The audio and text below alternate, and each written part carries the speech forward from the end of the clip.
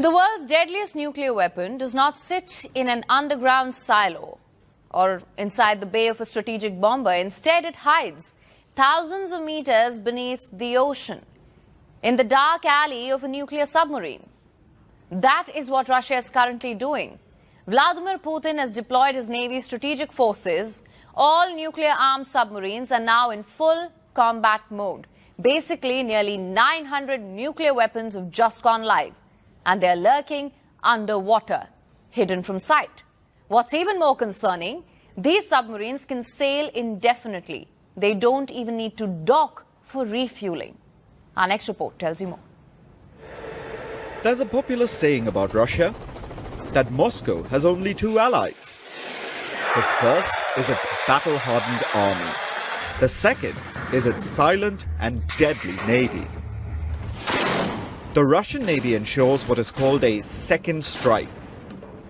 That means if nuclear weapons are used against Russia, where every airbase or missile silo is destroyed, there will always be a Russian submarine that'll be able to retaliate with a nuclear weapon.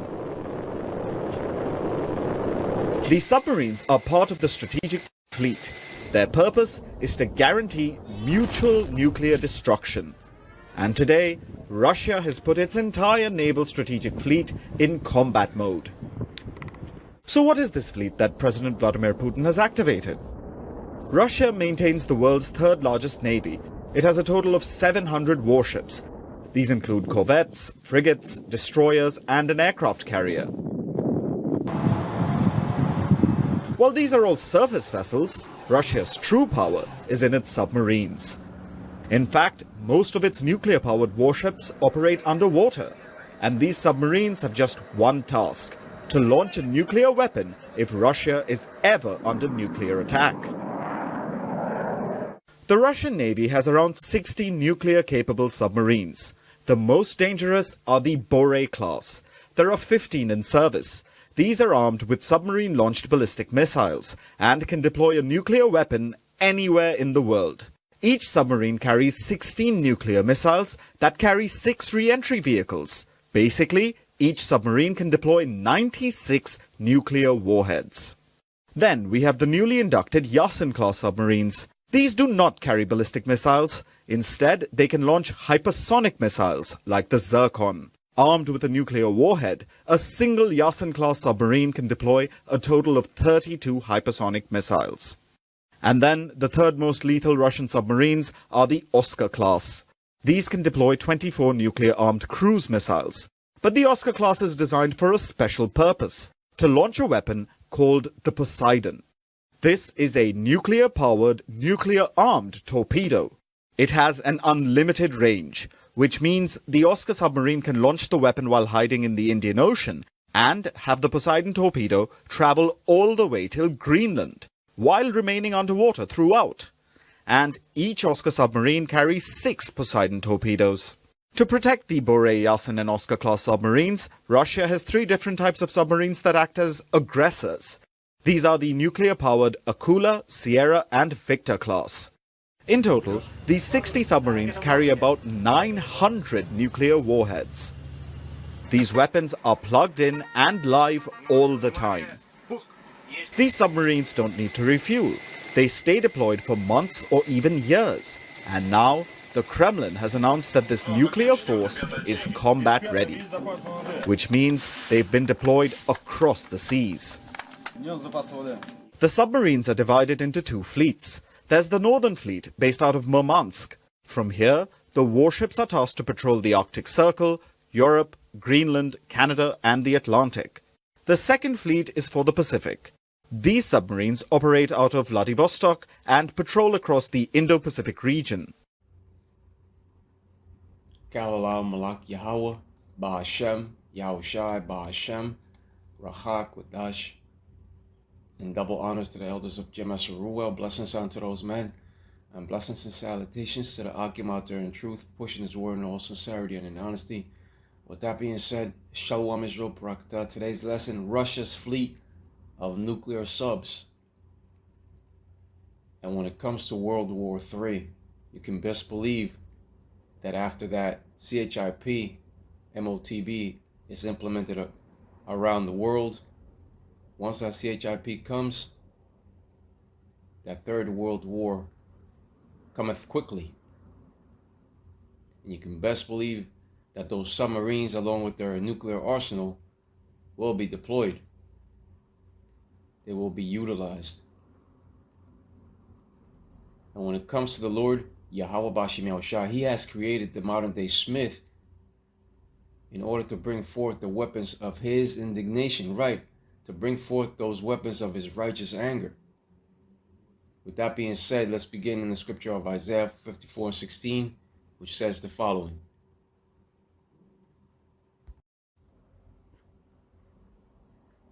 Isaiah 54:16, Behold, I have created the smith that bloweth the coals in the fire, and that bringeth forth an instrument for his work, and I have created the waster to destroy. The smith, or a blacksmith, has the tendency to work with metals. Now, when it comes to ancient smiths, they designed and repaired weapons and armor in those past times. But now, when it comes to that modern day smith, he is a scientist that brings forth those deadly weapons of mass destruction and of propulsion. He brings forth those instruments that have the capacity to waste and to destroy. Right, those nuclear weapons, those arrows of mass destruction. And when it comes to the smith, the noise of the hammer and of the anvil is ever in his ears. According to that other scripture of Ecclesiasticus or Sirach 38:28, the smith sits by the anvil. Let's go over to that scripture as well.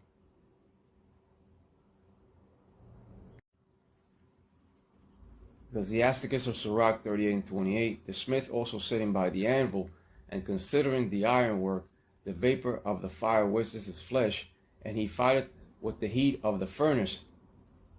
The noise of the hammer and the anvil is ever in his ears, and his eyes look still upon the pattern of the thing that he maketh.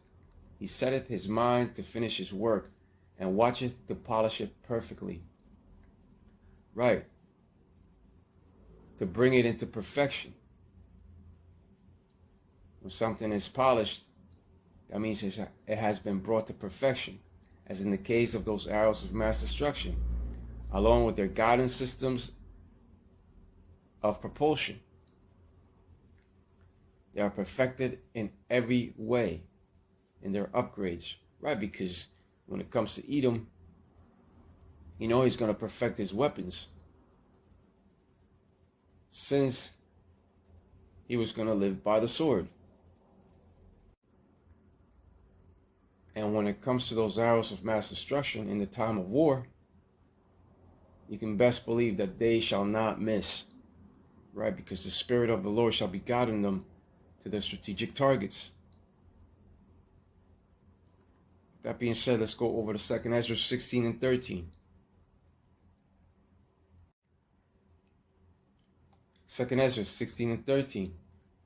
For strong is his right hand that bendeth the bow, his arrows that he shooteth are sharp, and shall not miss when they begin to be shot into the ends of the world, right?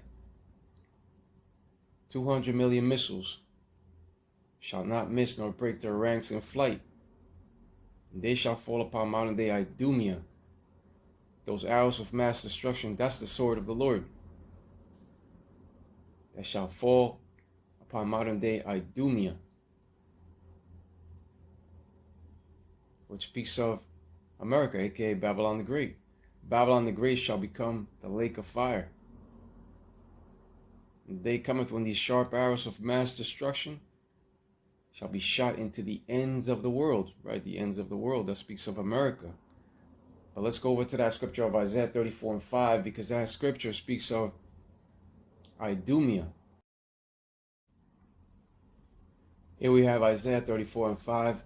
For my soul shall be bathed in heaven. Behold, it shall come down upon Idumea and upon the people of my curse to judgment. The Lord's sword that shall be bathed in heaven speaks of those arrows of mass destruction. The land of Idumea represents modern day America, but it's also a Greek word for saying Edom, for Edom. And upon the people of my curse to judgment, a good example of that curse is leprosy. Remember that Cain said that the curse of leprosy that the Lord Yahweh Ba'ashem Yahushai put on him was too much to bear. For my sword shall be bathed in heaven. That sword represents those arrows of mass destruction coming down upon modern day Idumea. Right. They shall all take flight, and all those arrows shall not miss, according to that scripture of us, 2 Esdras 16 and 13. And when it comes to those swords of the Lord that shall take flight, none shall malfunction, and none shall be brought down, because the Spirit of the Lord on that day shall be guiding them to strike their strategic targets. None shall miss to hit their strategic targets. Right, and this is the will and purpose of the Lord, Yahweh Ba'ashem Yahushai, according to the scripture of Jeremiah 51 and 29. And when it comes to those arrows of mass destruction, they will not miss. That scripture of Jeremiah 51 and 29 says, and the land shall tremble in sorrow, for every purpose of the Lord, Yahweh Ba'ashem Yahushai, shall be performed against Babylon to make the land of Babylon a desolation without an inhabitant. And what's happening with Russia versus Ukraine and Iran and the so-called Israeli state and the Americans shall lead to World War III. Those missiles shall also touch down upon the place that the small hats now inhabit. Right. But that heavy bombardment shall be concentrated mainly upon modern day Babylon the Great, to leave her desolate and without inhabitants from coast to coast. Those missiles shall also cause the great earthquake to emerge. And those sceneries and landscapes that the people once knew shall change drastically in that besom of destruction. Right. Nothing shall be left or even recognized upon detonation. You see? Nothing shall be left from that onslaught of that army of the horsemen. Right, because the army of the horsemen is also talked about in Revelation 9 and 16. Those 200 million missiles. Let's go over to that scripture. Revelation 9 and 16. And the number of the army of the horsemen were 200,000. Right. That equals to 200 million. And I heard the number of them.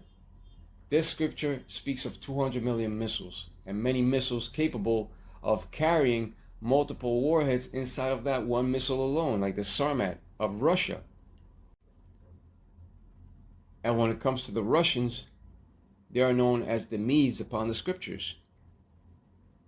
The Lord shall utilize the Russians for that task at hand to come up against modern day Babylon the Great.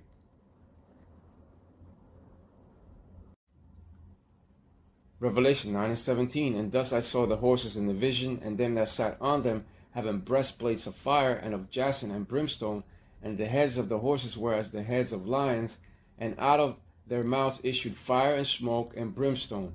Right. And that is speaking about the deadly effects of a nuclear detonation. Because real horses cannot shoot forth fire. Now, the heads of the horses, that speaks of those nuclear warheads of destruction. Those missiles represent destruction and the end of this wicked generation and civilization at hand.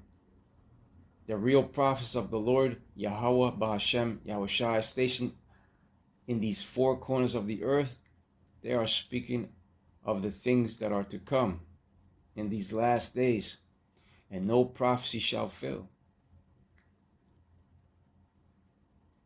But with that being said, Kalolam Malak Yahweh, Ba'ashem, Yahushai, Ba'ashem, Rachak Wadash, and double honors to the elders of Jem Ruel, blessings unto those men, and blessings and salutations to the Akim out there in truth, pushing his word in all sincerity and in honesty. With that being said, Shalom Israel, Barakatah, Shalom.